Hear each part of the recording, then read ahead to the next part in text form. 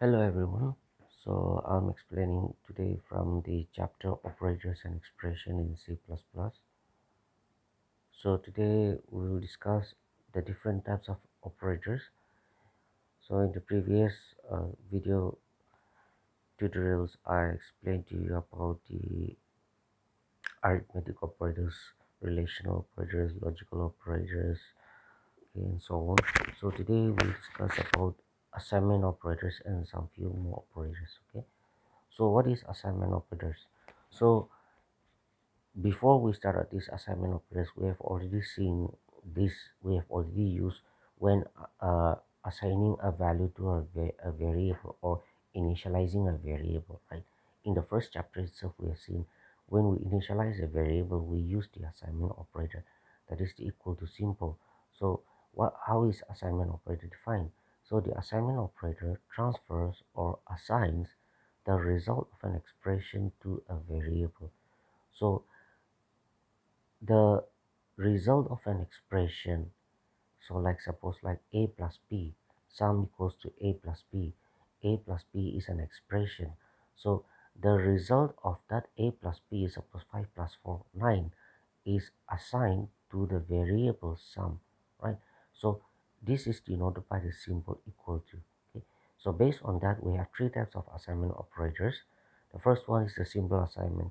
So the simple assignment is also like int a equals to 10. So you're assigning the value 10 to the variable a, right? So a stores the value 10. So as simple as that.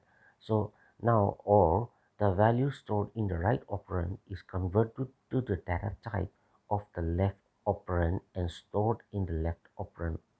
Okay. So here what happened is the value that is in the right operand, okay, that is it may be in the right variable, okay, that is converted based on the data type of the left variable, and then it is stored in the left variable. So here we have an example. Here the variable a is of type float, so the value is 10.0. So 10.0 is assigned to the variable a using the assignment operator. Again, we have declared a variable b of type int. So the first one is you're declaring the variable a and assigning the value 10 to the variable a. So that is called variable initialization. Okay. In the second one, you are declaring the variable. So if you don't declare the variable, you cannot use the variable. So that is variable declaration. Now what happens is b equals to a.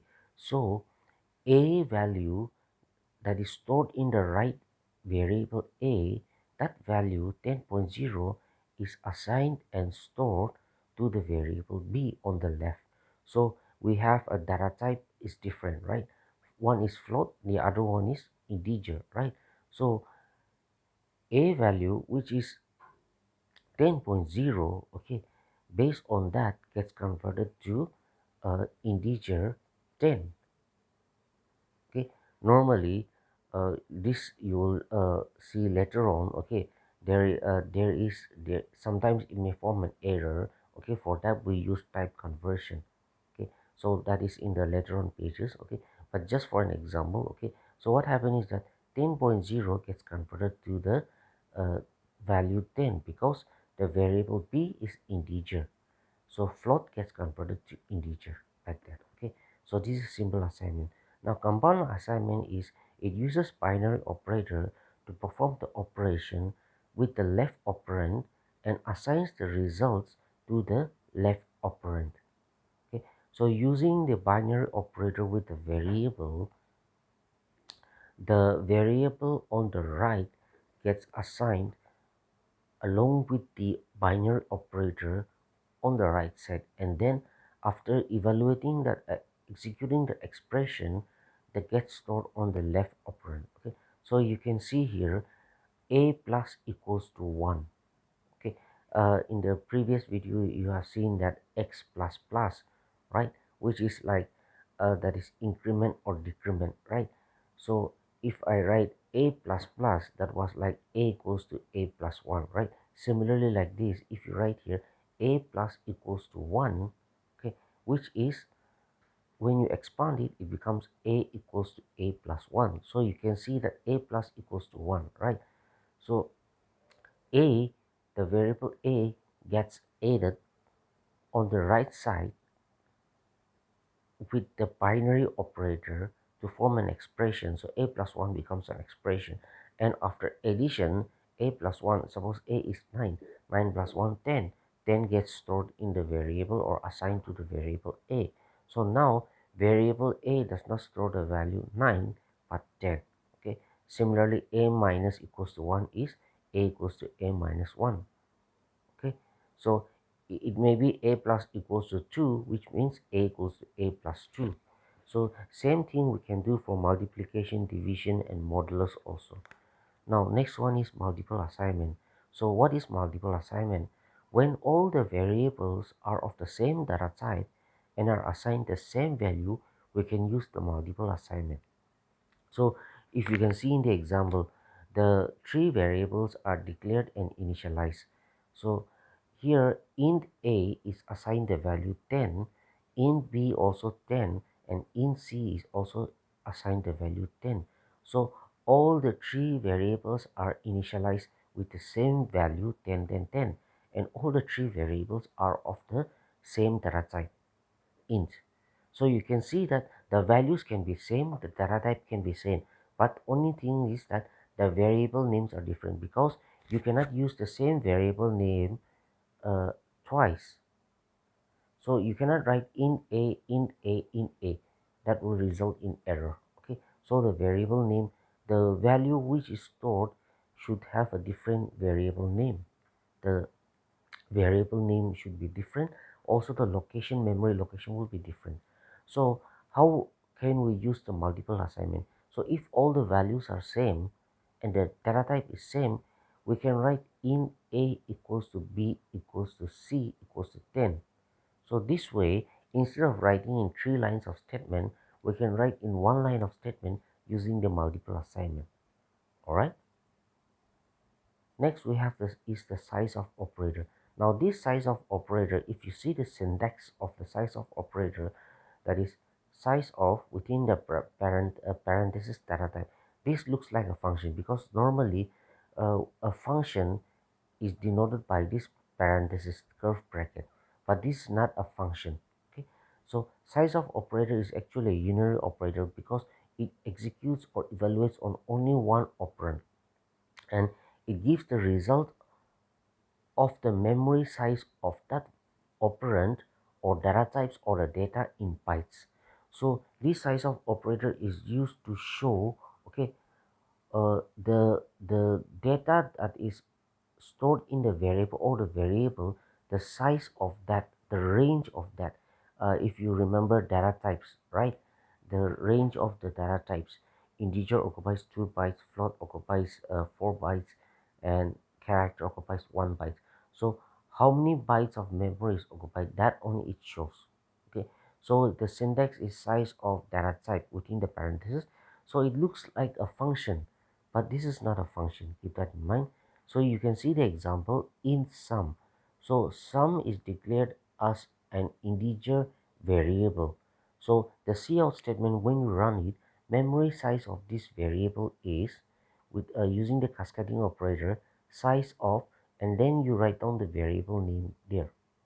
So now this will give the size of the variable in terms of bytes. So in the output you see 2 bytes. So this variable, so as you know that when the variable gets declared, only then the computer allocates memory space, right? So whatever integer values is stored in sum, be it 2 or 3 or 10 or 100, okay, the memory size that will be allocated in terms of bytes is 2 bytes. Okay, so that shows this variable, since it is of integer type, so the output will be 2. Okay, now next is data type conversion. So what is data type conversion? So type conversion is done when there is a mix of variables of one data type to another variables of different data types. By default, C++ does automatic conversion of data types. Okay, so however, data type has different priority levels, just like you have in maths, the BODMAS rule, right? Okay, different priorities. So in terms of the data types, also it has different levels of uh, priority, higher level, lower level, like that. So which may lead to incorrect results. So for better understanding, see that example. Here, A is declared as float type, B is declared as integer type and assigned to value 10. So A equals to B. So B is integer, so 10 is assigned to the variable A, which is a float type, right? So that is, you're converting from integer the value 10 from integer to float, which you'll get correct output, because float float data type, okay, has higher priority to int data type. That means the value gets promoted from integer to float. So you'll get the correct output. That is, suppose like float is decimal point, so 10 equals to A will be converted to, suppose like 10.0. Okay, now in the next example you can see int A. So A is declared as integer type and B is declared as float type and assigned the value 10.5. Now when A equals to B, so when this B value 10.5 is assigned to the integer value, it will not be 10. So it will not store the value 10.5. Instead, it will store the value, suppose like 10, because integer variable cannot store decimal point values, right? So in that case, it will lead to incorrect output data stored.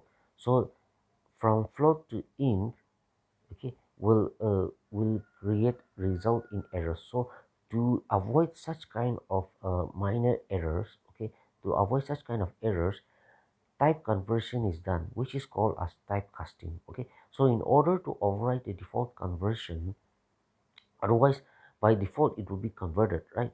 uh, Giving resulting in sometimes wrong output, also undesired result.